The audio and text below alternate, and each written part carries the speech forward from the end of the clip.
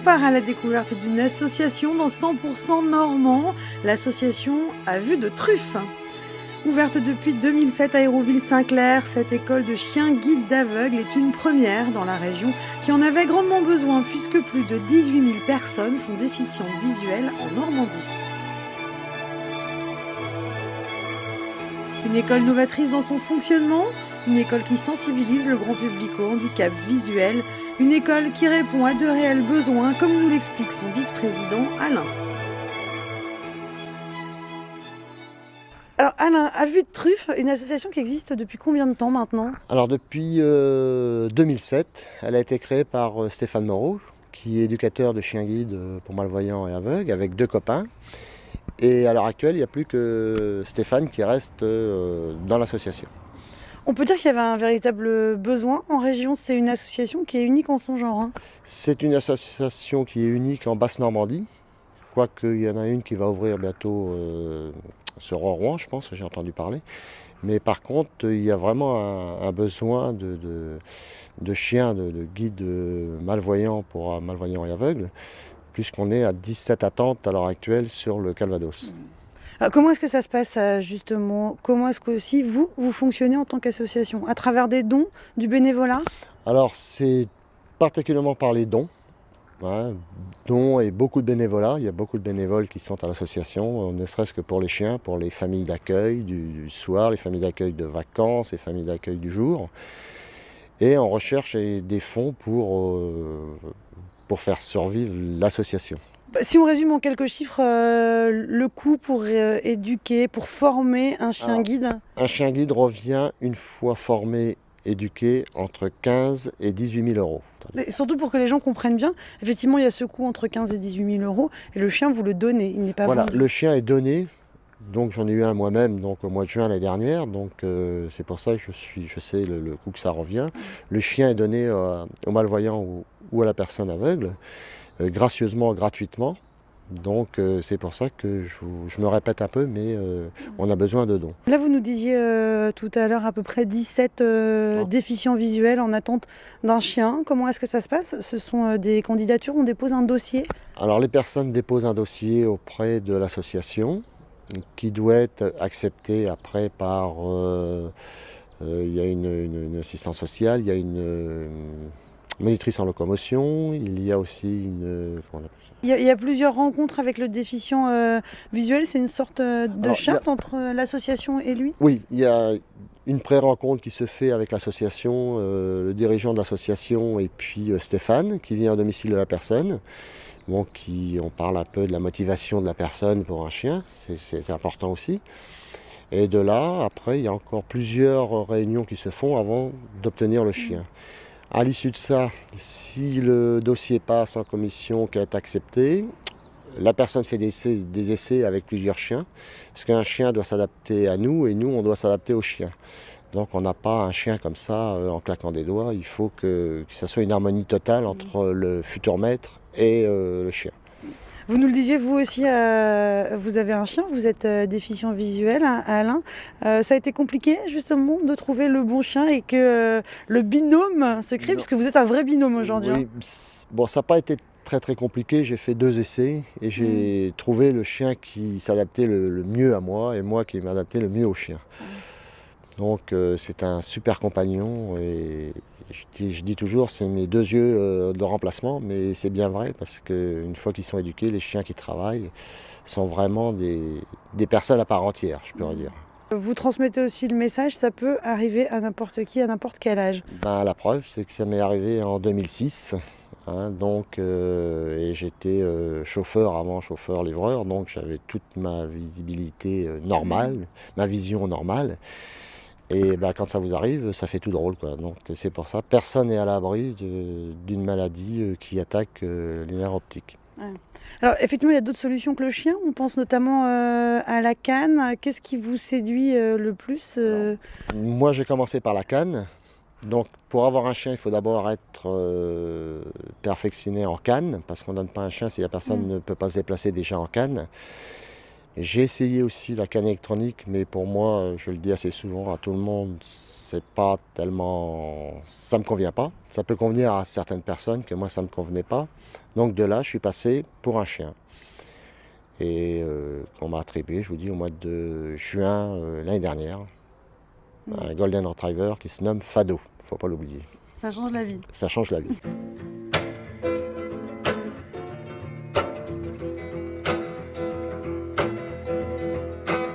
Sugar man, won't you hurry? 'Cause I'm tired of these scenes. For a blue coin, won't you bring back all those colors to my dreams? Stéphane, comment est-ce qu'on forme un chien guide ? Alors la formation du chien guide dure donc 1 an et demi. Donc on a vu que la première année ils sont en famille d'accueil, donc la famille leur apprend l'éducation de base que tout chien entre guillemets normaux. Donc elle participe finalement. Elle participe à l'éducation. Alors après, pas au niveau du guidage, mais au niveau de l'éducation de base. Donc tout ce qui est obéissance, assis, couché. Enfin, les familles rendent sociable le chien dans n'importe quelle circonstance. Donc ça, c'est ça le but. Donc on les voit régulièrement pour apprendre aux familles d'accueil comment donner des ordres aux chiots. Comme ça nous permet aussi en parallèle de connaître le chien et de voir s'il n'aura pas de problème de comportement. Et puis une fois que lors de cette première année, tout est acquis, donc les comportements et l'obéissance, là ils rentrent à l'école pendant 6 à 8 mois où là on va leur apprendre tout ce qui est vraiment guidage, donc les traversées, les déplacements extérieurs, etc. Donc là ça va durer 6 à 8 mois. Mais c'est vrai que pour leur apprendre de tout ce qui est guidage, il faut qu'au départ le chien ait des bonnes bases. En fait, la famille d'accueil les apprend à apprendre en fait. Et donc nous après on augmente les difficultés. On est un peu sur le principe entre guillemets d'un enfant qui irait à l'école finalement. Oui, c'est ça, parce qu'en fait nous, notre particularité c'est qu'en fait tous les soirs ils rentrent chez eux, dans leur famille d'accueil. Et donc les familles d'accueil les apportent le matin à l'école à 8-9 heures et puis ils les récupèrent le soir, donc pendant 5 jours en fait. Donc effectivement ils viennent à l'école. Voilà. Et ça veut dire que pendant la première année, l'année où ils sont en famille d'accueil, vous n'avez pas de contact avec le chien ? Si, au contraire il faut quand même du contact. Donc c'est vrai qu'ils sont placés quand ils ont entre 2 et 3 mois le chien, ils sont placés jusque... C'est vous qui les placez ? On choisit les familles, on sélectionne les familles d'accueil selon leur profil, selon aussi le caractère du chien, parce que ça c'est aussi important. Les familles ont en fait on adapte la famille au caractère du chien. Et après même pour le déficient visuel, quand on fait le choix du placement avec le déficient visuel, donc à 2 mois et demi, 3 mois, on sélectionne les familles d'accueil, on les place. Donc les familles d'accueil vont les garder pendant 12 mois à peu près. Mais là par contre les familles d'accueil vont venir régulièrement au centre. Donc au début c'est tous les 15 jours, toutes les 3 semaines. Et puis après selon l'évolution du chien, on les fait venir une fois par mois en fait. Mais là non, nous faut qu'on connaisse les chiens. Il faut que les chiens nous connaissent aussi, parce que quand ils vont rentrer à l'école, il faut qu'ils soient à l'aise aussi avec nous. Et puis nous on donne des conseils aux familles d'accueil comment faire asseoir le chien, comment faire coucher le chien, etc. Donc, parce que c'est des familles qui ne sont pas forcément des professionnels. Donc il faut leur donner des codes, des bons tuyaux, voilà c'est ça. Et puis c'est pas le but de tenir le chien et puis dans 1 an, non, il faut que ça soit c'est une chaîne de solidarité qu'en fait. Les familles participent à l'éducation, après il y a l'éducation spécifique du guidage et puis après on forme la personne déficiente visuelle à utiliser son chien. Donc le déficient visuel est aussi formé. Oui, voilà, il est formé aussi, ça c'est important parce que le chien il est habitué à l'éducateur, donc il sait ce qu'il a à faire et pas à faire. Donc comme on disait tout à l'heure, effectivement, c'est comme un enfant qui va à l'école, et un enfant ça teste aussi. Donc il sait qu'avec son père ou sa mère il peut faire ça, mais avec ses grands-parents il peut faire autrement. Donc là c'est exactement le même système. Le chien il sait que avec l'éducateur il doit s'asseoir au passage piéton, mais peut-être qu'avec le déficient visuel il va essayer. On dit que nous dans notre jargon il teste, il va peut-être pas s'asseoir. Donc après il faut que aussi le futur maître détecte aussi le chien, ses failles et puis le réprimande. Alors vous leur apprenez à ces chiens à contourner les obstacles, un trottoir. Alors ouais, c'est tout ce qui est déplacement extérieur. Donc tout ce qu'on peut rencontrer sur un trottoir, dans la rue, etc. Donc le chien, c'est aller à droite, c'est aller devant, c'est aller à gauche. On sourit parce que je crois que c'est un autre de vos chiens qui est derrière. C'est Helios qui est en balade, il vient de travailler, il est en balade. Et puis du coup, il a envie de retrouver son camarade de classe, quoi, en fait. Donc, On était à l'apprentissage voilà, quotidien. l'apprentissage. Alors l'apprentissage, au départ, donc le chien connaît les ordres directionnels, elle est devant, elle est à gauche, elle est à droite. C'est s'arrêter à toute dénivellation, marquer les trous, les petites marches, etc. C'est retrouver des passages piétons, c'est retrouver des abribus, des portes de magasins.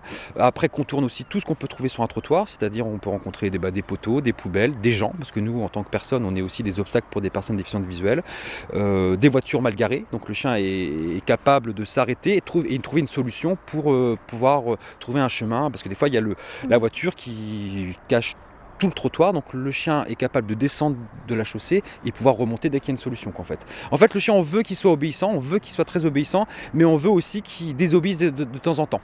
En fait, parce que si la personne lui dit d'aller devant et qu'il y a un obstacle, il faut que le chien, l'initiative, il se dit non, finalement là, elle me dit d'aller devant, mais il faut que j'aille à droite pour retrouver une solution. Si on doit donner quelques chiffres, un éducateur comme vous forme combien de chiens en même temps ? On forme 3 à 4 chiens par an. En fait, voilà. Donc, oui, c'est ça, à peu près. On peut dire 3 ou 4 chiens quasiment en même temps à chaque fois, avec des phases d'apprentissage différentes. Qui peuvent être différentes, oui, voilà, c'est ça. Donc après, c'est vrai que c'est pas toujours... ils peuvent être différents parce qu'effectivement, il y a des chiens qui vont mettre 6 mois à être éduqués, puis son collègue va être au bout du mois. Donc on va faire entrer un nouveau chien. Donc c'est vrai que... Mais c'est aussi intéressant d'avoir des chiens de différents niveaux pour nous. Parce que c'est quand même... tous les chiens sont différents. On essaie d'adapter selon le caractère des techniques d'éducation. Mais c'est aussi bien aussi des fois d'avoir parce qu'un chien en début d'éducation va demander beaucoup plus de concentration de notre part. Donc c'est vrai que quand on a 3 chiens à travailler le matin, si on se concentre pendant 1 heure avec un chien, enfin une demi-heure, après c'est bien de prendre un chien un peu plus facile ou un peu plus avancé pour nous aussi. Je dis pas que ça soit un peu plus cool, mais voilà on a besoin de moins de concentration. Et on a aussi besoin de voir aussi si on est moins concentré, si le chien fait les choses. Parce que c'est ça aussi qui est important. Il faut que le chien se responsabilise. Donc c'est pour ça aussi qu'on travaille souvent sous bandeau, aussi régulièrement, parce que le chien, même si on fait des erreurs, si on est moins concentré, etc., le chien le ressent, mais il doit continuer à travailler. Et donc, ça, on appelle ça la phase de responsabilisation. J'imagine quand on a un métier comme le vôtre, on a un amour aussi, du chien. C'est pas déchirant là de se dire que peut-être dans quelques jours, ça y est, elle va partir. Moi, ça fait longtemps que je fais ça, donc oui, je suis content que ça reste toujours déchirant, parce que ça veut dire que si forcément on s'y attache et on a besoin pour le travail de s'attacher au chien et que le chien s'attache à son éducateur et après à son maître. Oui, c'est toujours difficile. Alors après, nous on les revoit, comme je disais tout à l'heure, on les revoit quand même tout le temps, ou très très souvent. Donc du coup, ça c'est beaucoup plus facile, parce que puis en plus on a sélectionné entre guillemets les personnes déficientes visuelles. On les a suivis, on les connaît. Donc et c'est ça moi qui est important pour moi, c'est comme je connais très bien les personnes. Donc j'arrive à transposer, je me dis le chien va être bien en fait. Alors après j'ai toujours ce déchirement, ça va être là vendredi quand je vais déposer le chien pour la première fois, elle va me suivre quand je vais partir. Donc là j'aurai toujours ce petit pincement, mais lundi quand j'irai la chercher, elle sera déjà... Elle sera contente de vous retrouver. Elle sera contente de me retrouver, et puis si ça retourne le prochain week-end chez cette même personne, elle va lui faire la fête. Donc là je me dis c'est bon, si elle est contente, c'est... On se dit mission accomplie dans ces cas-là. Voilà, mission accomplie. Enfin, première étape, la relation passe, c'est bien. Après, mission accomplie, c'est de voir si au bout de 6 mois, tout roule, en fait. Mais je suis content d'avoir toujours ce pincement, parce que ça veut dire que c'est pas des machines, on fait pas ça pour... voilà, il y a du relationnel, donc ça, c'est important.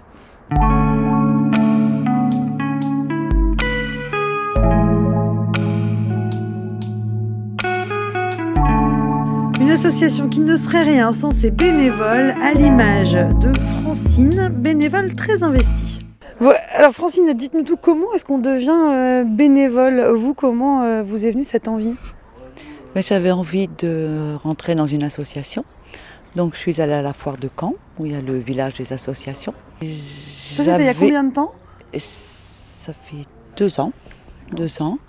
Et j'avais envie de rencontrer des malades à l'hôpital. Et puis je me suis arrêtée devant l'association À Vue de Truffe. Une personne aveugle m'a accueillie, m'a raconté sa vie avec son chien qui venait de perdre. Donc il y avait beaucoup d'émotions. Il voulait reprendre un chien et puis il repensait toujours à son compagnon. Donc, moi, je venais de perdre mon chien, donc je le comprenais. J'ai réalisé que c'était rien. Enfin, c'était une autre histoire. Et je suis repartie avec ma petite pluche, mon petit labrador noir. Et un mois après, je suis rentrée à l'association. Tous les chiens étaient là à m'accueillir. Ils sont jetés sur moi. Et puis là, hop, tout est parti. Aujourd'hui, vous êtes très impliqué, vous êtes là quasi quotidiennement à l'association. Au démarrage, c'était uniquement l'accueil de l'animal? J'aime beaucoup, beaucoup les animaux. Et je pense que cet accueil avec cette personne aveugle m'a énormément touchée. Donc je me suis dit, tu aimes les chiens? C'est là. Et qu'est-ce que ça vous apporte exactement? Ça m'apporte énormément l'association. On est ensemble dans un même but. C'est de faire un petit bout de chemin avec ce chien, avec les câlins, en sachant qu'il y a une personne qui l'attend, qui va lui donner des câlins. Ce chien va lui rendre la vie beaucoup plus facile. Donc c'est plein d'amour, vraiment, beaucoup, beaucoup d'amour. Alors justement, quelqu'un qui attend le chien, effectivement, arrive un temps où il faut le rendre. Est-ce que c'est pas trop difficile? Ça doit être un déchirement? Alors c'était un moment très difficile. J'y pensais souvent quand je regardais les chiens.